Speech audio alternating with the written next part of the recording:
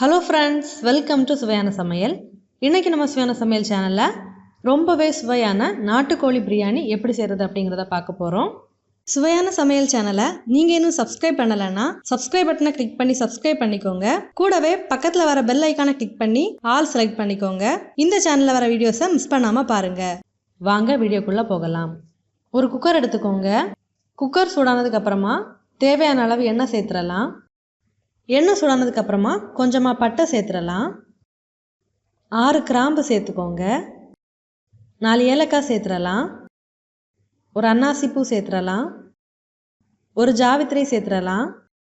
கூடவே 1/4 டீஸ்பூன் சோம்பு சேர்த்துக்கோங்க. 3 வெங்காயம் கட் பண்ணி எடுத்துருக்கேன், இதில் சேர்த்துடலாம். வெங்காயத்தை நல்லா வதக்கி எடுத்துடலாம். வெங்காயம் சீக்கிரமாக வதங்குறதுக்கு தேவையான அளவு உப்பு சேர்த்துக்கோங்க. வெங்காயத்தை நல்லா பொன்னிறமாக வதக்கி எடுத்துடலாம். வெங்காயம் வதங்கும் போது 2 பச்சை மிளகாவையும் இந்த மாதிரி கீரி சேர்த்துக்கோங்க. சேர்த்து நல்லா வதக்கி விடலாம். வெங்காயம் நல்லாவே வதங்கட்டும். இப்போ இந்த பிரியாணிக்கு தேவையான மசாலாவை நம்ம அரைச்செடுக்கலாம். ஒரு மிக்ஸி ஜார் எடுத்துக்கோங்க. இதில் 2 டேபிள் ஸ்பூன் தனியா சேர்த்துக்கோங்க. கூடவே 1 டீஸ்பூன் சோம்பு சேர்த்துடலாம். 1 டீஸ்பூன் ஜீரகம் சேர்த்துக்கோங்க. கூடவே 1 டீஸ்பூன் மிளகு சேர்த்துடலாம். இது கூடவே கொஞ்சமாக பட்டை, 4 ஏலக்காய், ஒரு அன்னாசி பூ, 6 கிராம்பு இதையும் சேர்த்துக்கோங்க. சேர்த்துட்டு இதை நல்லா நைஸாக பொடிச்சு எடுத்துடலாம். பாருங்கள், மசாலாவை அரைச்சி எடுத்தாச்சு. பிரியாணிக்கு இந்த மாதிரி மசாலாவை ஃப்ரெஷ்ஷாக அரைச்சி சேர்க்கும்போது பிரியாணி ரொம்பவே சுவையாக இருக்கும். பாருங்கள், வெங்காயம் நல்லாவே பொன்னிறமாக வதங்கி வந்தாச்சு. இப்போது இதில் 2 டேபிள் ஸ்பூன் இஞ்சி பூண்டு விழுது சேர்த்துடலாம். சேர்த்துட்டு இஞ்சி பூண்டு விழுதோட பச்சை வாசனை போகிற அளவுக்கு இதை நல்லா வதக்கி எடுத்துடலாம்.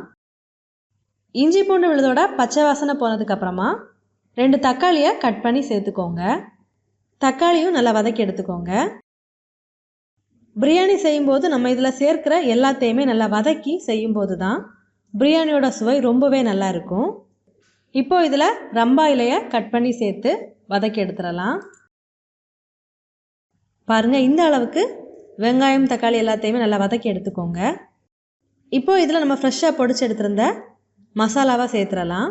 கூடவே உங்கள் காரத்துக்கு ஏற்ப மிளகாய்த்தூள் சேர்த்துக்கோங்க. நான் இதில் 1 டேபிள் ஸ்பூன் மிளகாய்த்தூள் சேர்த்துருக்கேன். ஒரு 1/4 டீஸ்பூன் மஞ்சள் தூளும் சேர்த்துடலாம். சேர்த்துட்டு மசாலாவோட பச்சை வாசனை போகிற அளவுக்கு இதை நல்லா வதக்கி எடுத்துடலாம். மசாலாவோட பச்சை வாசனை போனதுக்கப்புறமா 3/4 கிலோ நாட்டுக்கோழியை நல்லா க்ளீன் பண்ணி எடுத்துருக்கேன், இதில் சேர்த்துடலாம்.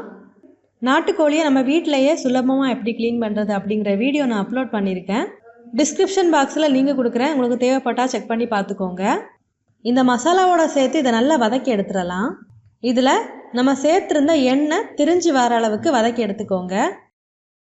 நீங்கள் எந்த அளவுக்கு வதக்குறீங்களோ அந்த அளவுக்கு பிரியாணியோட சுவை நல்லா இருக்கும்.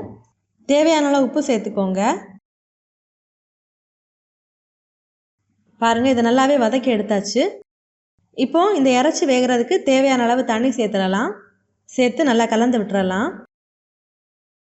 பாருங்கள், இது நல்லாவே கொதிக்க ஆரம்பித்தாச்சு. இப்போது இதை மூடி போட்டு 5லேருந்து 6 விசில் வச்சு வேக விட்டு எடுத்துடலாம். இதை ஒரு 80% வேக வச்சு எடுத்தால் போதும். நீங்கள் உங்கள் குக்கருக்கு ஏற்ற மாதிரி விசில் வச்சு வேக விட்டு எடுத்துக்கோங்க.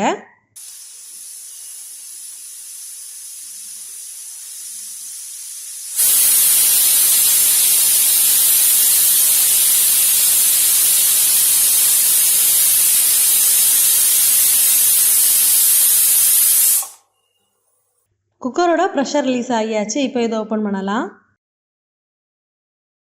பாருங்கள், இந்த இறைச்சி நல்லாவே குக்காகி வந்தாச்சு. இப்போது மறுபடியும் ஸ்டவ் ஆன் பண்ணிக்கோங்க. பிரியாணி அரிசியை தண்ணியில் நல்லா க்ளீன் பண்ணதுக்கப்புறமா 1/2 மணி நேரம் தண்ணியில் ஊற விட்டு எடுத்து வச்சுருக்கேன். இப்போது இந்த தண்ணியை வடிகட்டிட்டு இதில் சேர்த்துடலாம். நீங்கள் பிரியாணி செய்யும்போது அரிசியும் இறைச்சியும் ஒரே அளவில் எடுத்து செஞ்சீங்க அப்படின்னா பிரியாணி ரொம்பவே சுவையாக இருக்கும். சேர்த்துட்டு ஒரு வாட்டி நல்லா கலந்து விட்டுக்கோங்க. இப்போது நீங்கள் எடுத்துருக்கிற 1 கப் அரிசிக்கு 1/2 கப் தண்ணி வச்சு அளந்து சேர்த்துக்கோங்க. இந்த இறைச்சியில் இருக்கிற தண்ணிக்கும் சேர்த்தே கணக்கு பண்ணிக்கோங்க. சேர்த்துட்டு ஒரு வாட்டி நல்லா கலந்து விட்டுறலாம். இந்த தண்ணியில் உப்பு கொஞ்சம் அதிகமாக இருக்கிற மாதிரி பார்த்துக்கோங்க. அப்போது தான் பிரியாணி குக்காகி வரும்போது உப்பு கரெக்டாக இருக்கும். இப்போது இதில் கொஞ்சமாக புதினா தழை சேர்த்துடலாம். கூடவே கொஞ்சமாக கொத்தமல்லி தழையும் சேர்த்துக்கோங்க. சேர்த்துட்டு ஒரு வாட்டி நல்லா கலந்து விட்டுறலாம். பாருங்கள், இந்த தண்ணி நல்லாவே கொதிக்க ஆரம்பிச்சாச்சு. இப்போது இதை மூடி வச்சிடலாம். இப்போது இதை 10 நிமிஷம் மீடியம் ஃப்ளேமில் விட்டு 5 நிமிஷம் சிம்மில் வச்சு எடுத்துக்கோங்க. குக்கரோட ப்ரெஷர் ரிலீஸ் ஆனதுக்கு அப்புறமா இதை ஓப்பன் பண்ணலாம்.